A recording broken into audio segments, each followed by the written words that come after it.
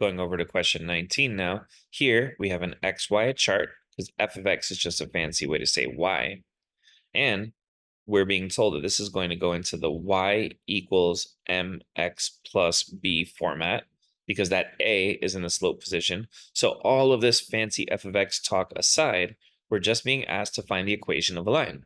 And to find the equation of a line, you simply need to use the slope formula to find the slope, and then choose between the slope-intercept formula and the point-slope formula, depending on whether or not you have a y-intercept. So here, do we have a y-intercept? Well, to find x and y-intercepts, you have to be reminded that the x-intercept is just the moment when y is 0. The y-intercept is the moment when x equals 0. So if we want a y-intercept, we're looking for x to be equal to 0, and we're not being given one of those. So we're not going to use the slope-intercept formula because we don't have a y-intercept.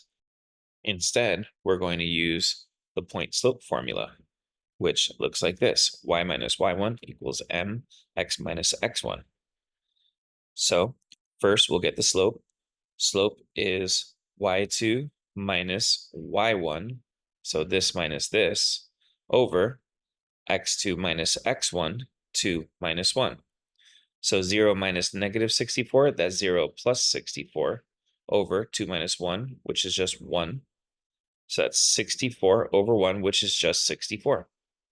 Now we'll plug it into that point-slope formula. And let's take the easiest point we can take, which is this one right here. So y minus 0 is 64x minus 2. Go ahead and distribute the 64. You'll get 64x minus 128. So now that is our ax plus b. And we now know that a is 64 and b is negative 128. So a minus b is 64 minus negative 128. So 64 plus 128, and that's 192, which is D.